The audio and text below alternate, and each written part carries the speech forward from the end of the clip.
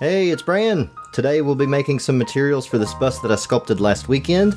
We'll throw together an easy but nice looking skin material and layer a bunch of tattoos over that. Then we'll make a hair material that blends from blue to red, and we'll fake some individual hair strands while we're at it. If you'd like to follow along with me on this same model that I'm using, you can follow the link in the description to my Gumroad for the free download. So before we get started, we want to go to Edit and Preferences, and we want to make sure that Node Wrangler right here is turned on.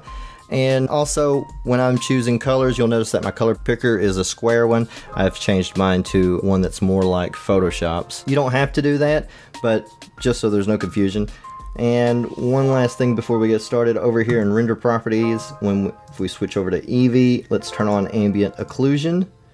That way, when we're in the material preview, it will actually show Ambient Occlusion, which is a node that we're going to be using.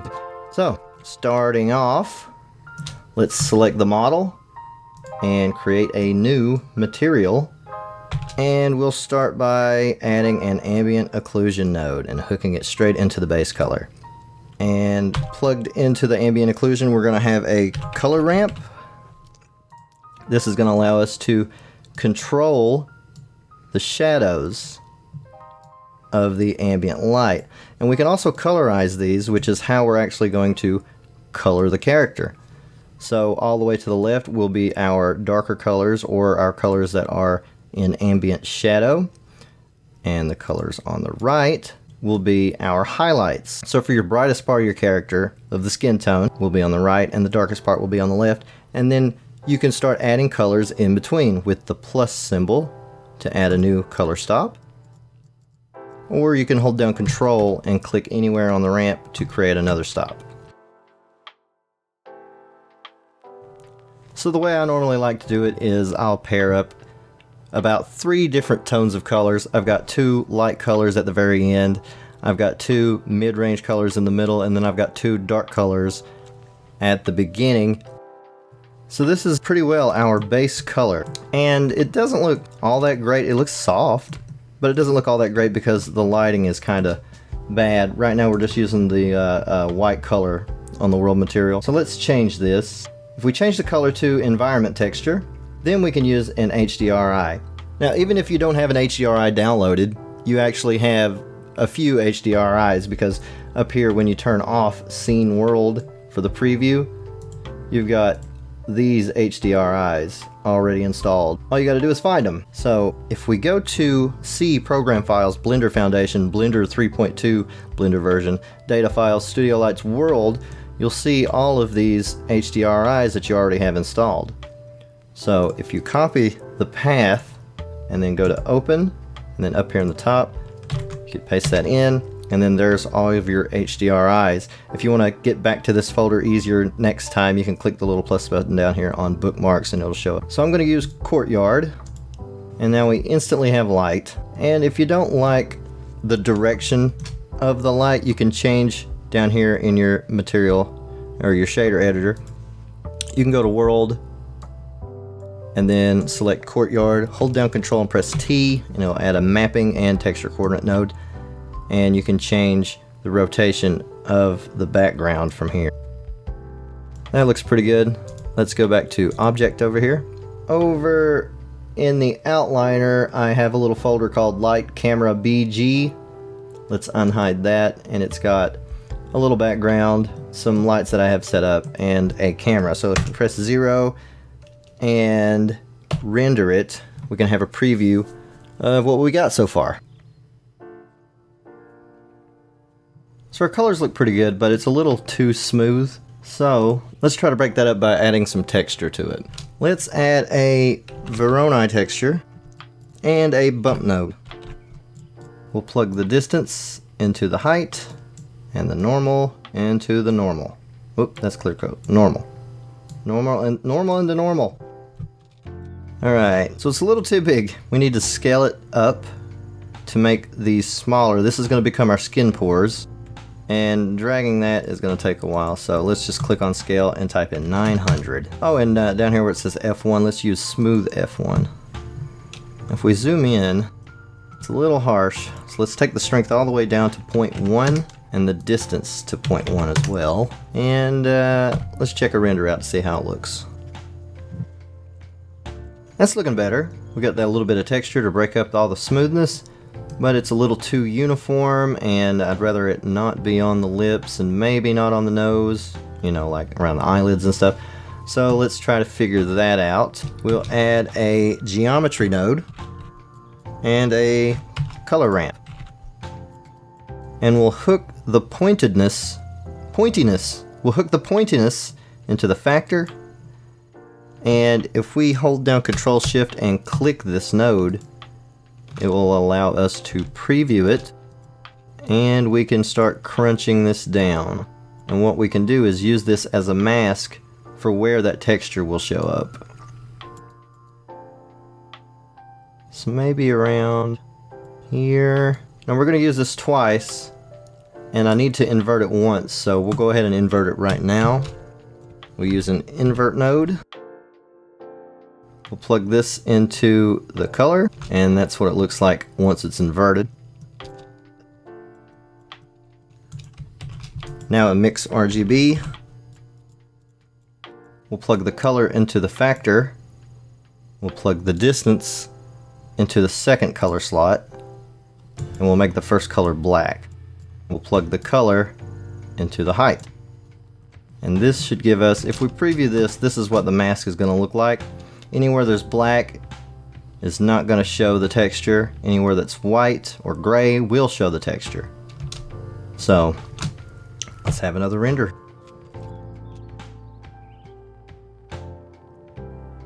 So now we see we have some smoother areas around the chin and the nose, and this bottom lip has some smooth on it too, as well as these lower eyelids.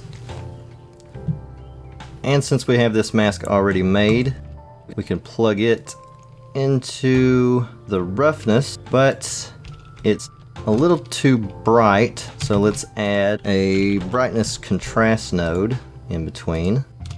And let's just jack the contrast down, that way we can actually see it. Now the way this works is anything that is black is going to be shiny, so that's way too shiny. So now we've got to bring the brightness back up. Anything that's black should have extra roughness put to it. Anything that is lighter should have less roughness. Yeah, oh, while we're over here, let's go ahead and do the subsurface coloring.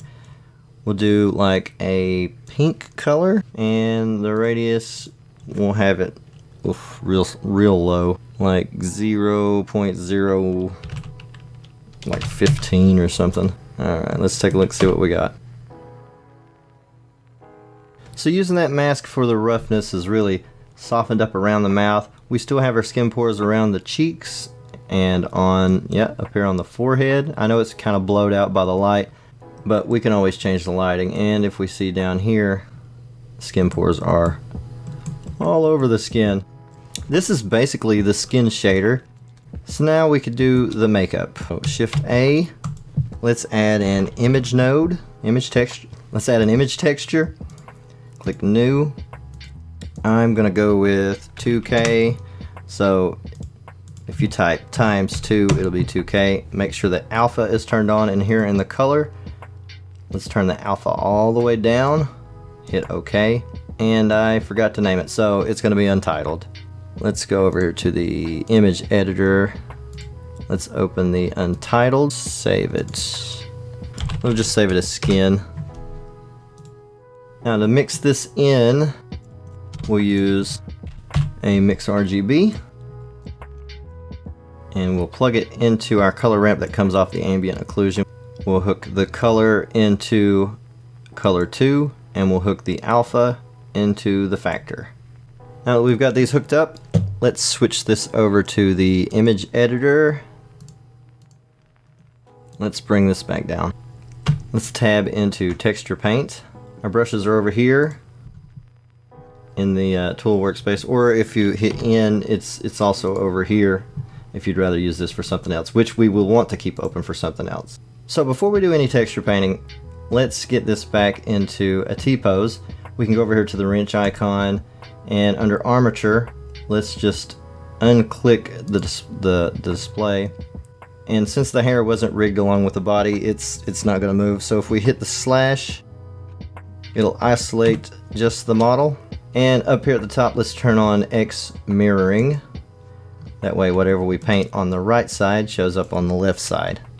Let's choose a light pinkish color. And if we go to color on, you see it's really harsh. So if we scroll down, we can see our fall off right here. This pointy one here has a softer fall off, so we'll use it. We'll also turn the radius pressure off and turn on the strength pressure on. That way, depending on the pressure of your pen, that will give us the strength. We'll lower the strength too, maybe about halfway. That way we've got pressure and strength. So we'll just paint in some rosiness in the cheeks. And then we'll choose a little bit darker color. That way we can do the inner eyelid.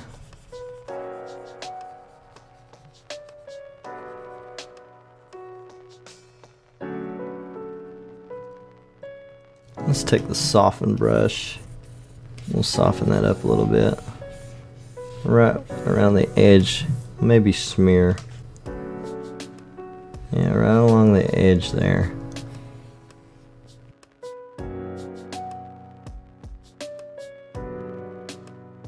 Let's go back to the draw. Let's get some more pink. We'll add a little pink to the nose.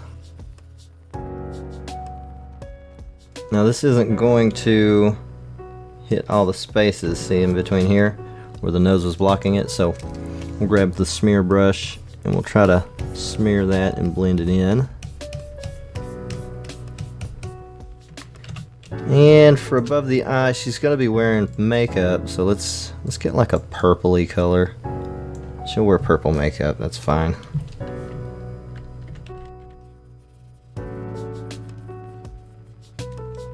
If it gets to lagging on you just a little bit, you can turn off the multi-res, and that should give you a little bit better performance. Okay, went a little too hard on the eye makeup.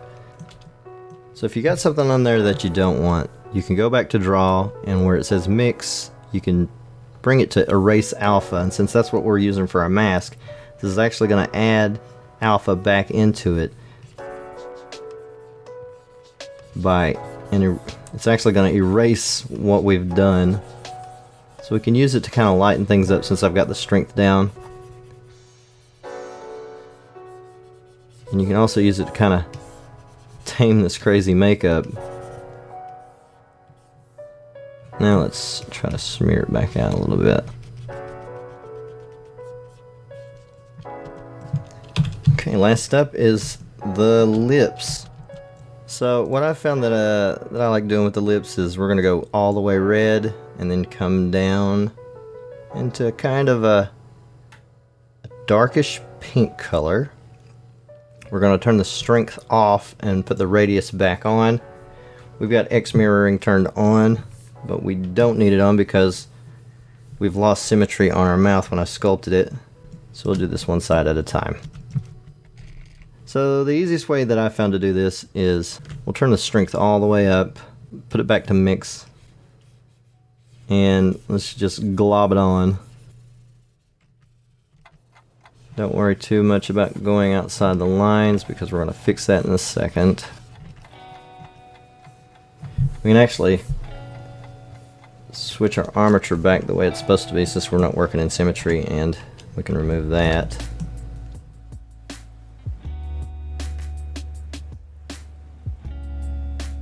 Okay, now let's switch over to erase alpha. That way we can clean this up a bit.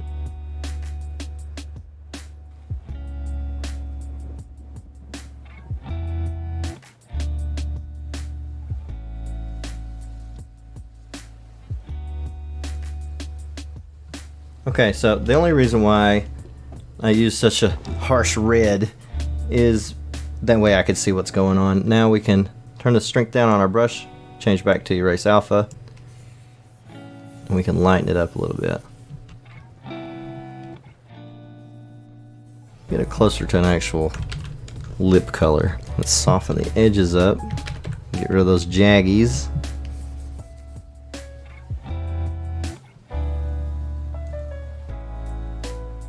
Let's color in these eyelashes, that way things look a little bit more normal. Just go black. Maybe bring the roughness down just a little bit.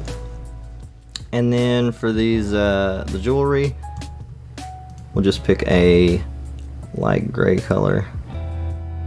And then we'll jack the metallic way up there. Like that. Maybe a lighter gray. Alright, now that the makeup's done, let's go ahead and start on the tattoos. So we don't have to create a new texture or anything like that. We're going to use the same one that we created for the makeup, and we actually don't even have to leave texture paint. We can just stay in here where we was. So what we need to do is make sure we have draw selected, and in the brushes we're going to hit this add brush. It's going to copy the default brush that we had, and then down here in the texture properties we're going to click new, open, and I have some textures that I've already downloaded from Google. Select your image, whether it be an alpha image or not, click open, and then make sure that alpha is checked, and we don't want it on repeat, we want it on clip. And then over here, back at our brush tool, down here we're gonna, at texture is already selected, we want the mapping to be stencil. So now when we bring our cursor over, we're going to see a shadow or a silhouette of our clip art that we grabbed onto here. So we want to make sure we want to turn the pressure sensitivity off of the strength and turn the strength all the way up. And the way that we can control this is we can right click to drag and move it.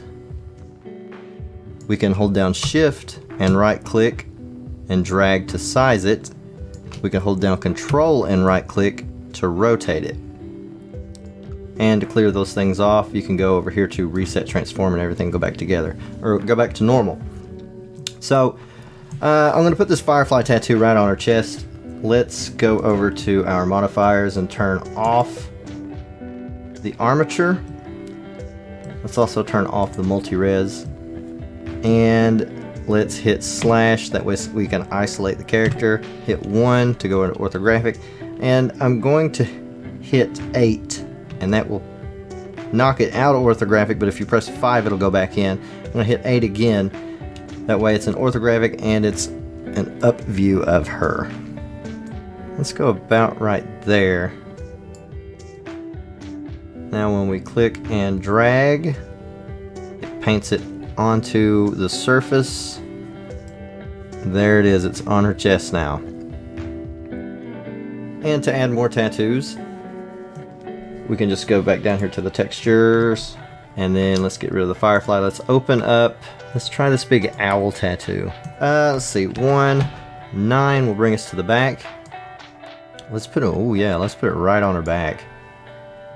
Can we get a better view like this? That would be pretty cool. Just wrapping around her shoulders like that. Just fill it in. So this one is, it has a white background, so if we go ahead and paint it, it's going to paint the whole thing like that. So we'll need to invert it, and then when we paint it, it still doesn't show up. Calculate. There we go, it'll show up like that. But it's kind of squished. We've got to change the size a little bit to get it. I think 1.5 would do it. Yeah. So let's find a good place, maybe running up her side right here. No, actually, let's do it on the other side. Control right click to rotate. Shift right click to size it. Control right click, rotate. Okay, let's try this right here. If it doesn't turn out the way that you want it, you can always Control Z and undo it. Oh yeah, that works out good. Dragon for some reason. Let's turn him over though. Yeah, like that. Yeah, he's gonna be running up the boob a little bit. Paint him in. There's the dragon.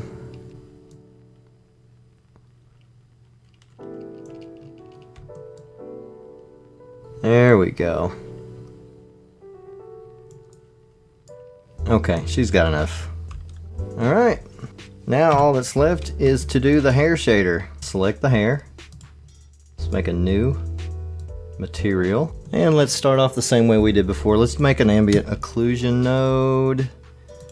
That way we can control our colors. We'll throw it into a color ramp. So we'll go color into factor, color into base color. So I want this to be blue.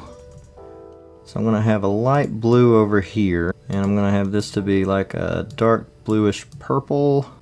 This will be more of a regular. Let's go with a more regular. There we go, blue. That'll be a blue. And then we'll drag another one up here, and this will be lighter blue. Okay, so I want this to be blue on top and red on the bottom. Let's put in a gradient texture and Control T on that. That'll bring up a mapping node. And if we Control Shift click on this, we can see the gradient. But it's black and white. It's kind of going the wrong way. So we need to rotate it. If we take the Y and we turn it, we see that it's rotating. So we need to rotate this 90 degrees. And then with X, we can move the location of X up and down. And this is going to determine where our gradient actually is. Let's add a color ramp. This will allow us to kind of control it just a little bit more.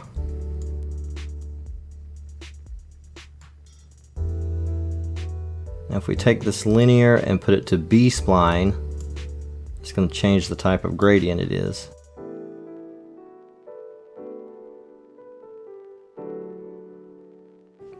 Now let's take a mix RGB, plug this color into the factor. We'll take the color of our blue hair into the bottom. Now we need some red hair. So let's add in a hue saturation node and put the color into the color. And then hook the color into the color 1 of the mix. Let's go ahead and attach the mix to the base color. Okay. So the hue saturation is going to be our second color. So if we're copying this, we need our hue to be whatever red is. Let's bump the saturation up. Let's bump the value up. Alright, we've got a gradient hair. Now let's add a little bit of texture to it. So down below, let's add a mapping node. And let's hook the UV from up here at this texture coordinate node. Let's hook the UV into the vector, and let's add a noise texture. Let's hook the vector into the vector. Let's get a bump node. We'll go color to height, and then we'll go normal to normal. And just like everything else, it looks pretty ugly to start off with. Let's go and look at the noise texture here. So what we need to do is we need to make this stretch one way pretty far to make it look like long strands. So if we keep pulling this, maybe around 20. And then it looks kind of big, so let's scale this up to make it way smaller. Even smaller. Let's just go 50. And then let's turn the roughness down. It looks really rough. And over here in the bump, let's actually Let's preview the node. It's real stringy looking. So over here in the bump, let's put the distance down to 0.1. Let's render a preview to look at it. Alright, we can see we've got our gradient looks pretty good. Our hair has this hair texture on it. It's got all these individual strands. Now there's another thing we can do. We can add that noise texture to the roughness, and then we'll make some parts shiny and some parts less shiny. What we can do is we can take the color and pull it right into the roughness, and we can control that a little bit more with a brightness contrast node. Just stick it right in there. Let's preview it. So we want to bring the contrast way down, and let's bring the bright up just a little bit. And one last thing, let's go with the anisotropic here. Let's go up about halfway on that. And let's do one more preview.